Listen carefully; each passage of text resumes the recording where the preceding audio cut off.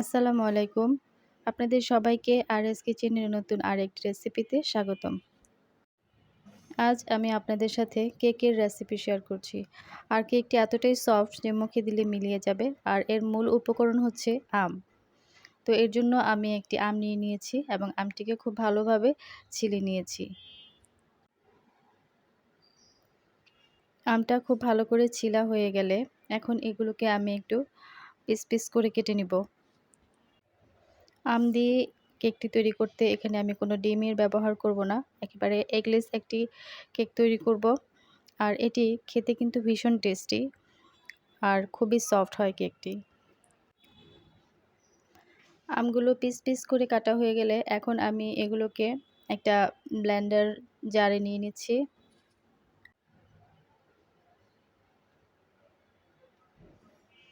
আর এখন আমি এর সাথে দিয়ে দিব হাফ কাপ পরিমাণে সুজি।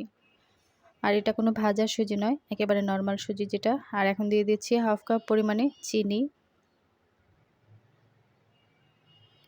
হাফ কাপ পরিমাণে দিচ্ছি সয়াবিন তেল,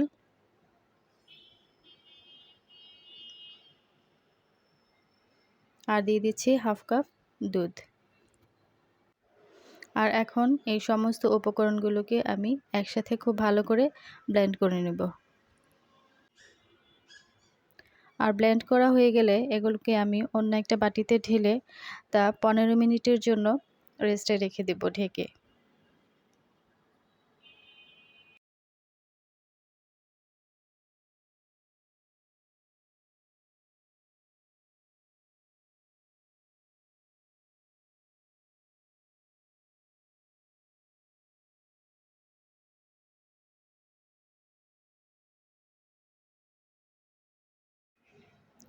পনেরো মিনিট পরে আমি এগুলোর সাথে এখন দিয়ে দিচ্ছি 1 চা চামচ পরিমাণে বেকিং পাউডার, আর দিয়ে দিচ্ছি 1/4 চা চামচ বেকিং সোডা, আর এখানে দিয়ে দিচ্ছি আমি 3 টেবিল চামচ লিকুইড মিল্ক। আর এখন এই সমস্ত উপকরণগুলোকে আমি আবার খুব ভালো করে মিশিয়ে নিব।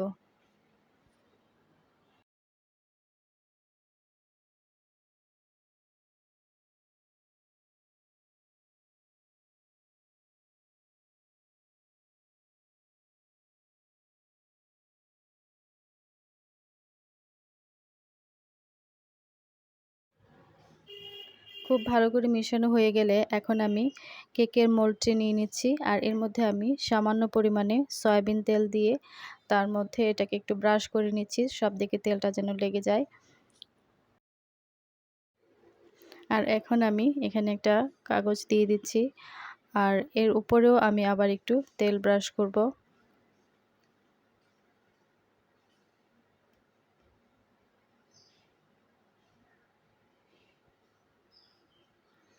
এখন তেল ব্রাশ করা হয়ে গেলে আমি কেকের ব্যাটারটা মোল্ডের মধ্যে ঢেলে নেব।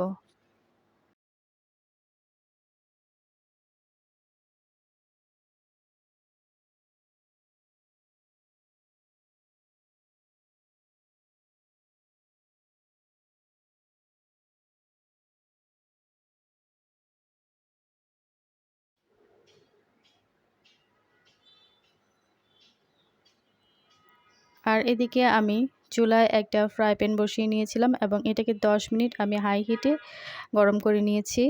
আর এর মধ্যে আমি একটা স্ট্যান্ড বসিয়ে দিয়ে তার মধ্যে আমি কেকের মোল্ডটাকে দিয়ে দিচ্ছি এবং এটাকে আমি দেওয়ার আগে এর মধ্যে কিছু ড্রাই ফ্রুট দিয়েছিলাম এবং এটাকে এখন আমি ঢেকে দিচ্ছি। আর এই ছিদ্রটা আমি একটা ছোট কাগজ দিয়ে বন্ধ করে দিব। প্রায় 45 মিনিট পরে আমি ফিরে এসেছি কেকটা চেক করার জন্য। তো আমি এখানে একটা কাঠি ঢুকিয়ে দিয়েছি। কাঠিটা একেবারে ফ্রেশ এসেছে, তার মানে আমার কেকটা হয়ে গিয়েছে। এখন আমি এটাকে উঠিয়ে নিব।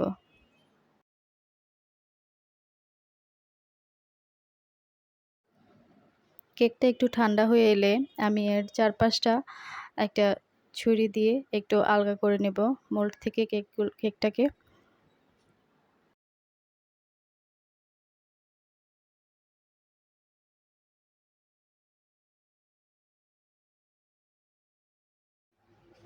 আর এখন আমি কেকটাকে একটা সার্ভিং ডিশে ঢেলে নিচ্ছি।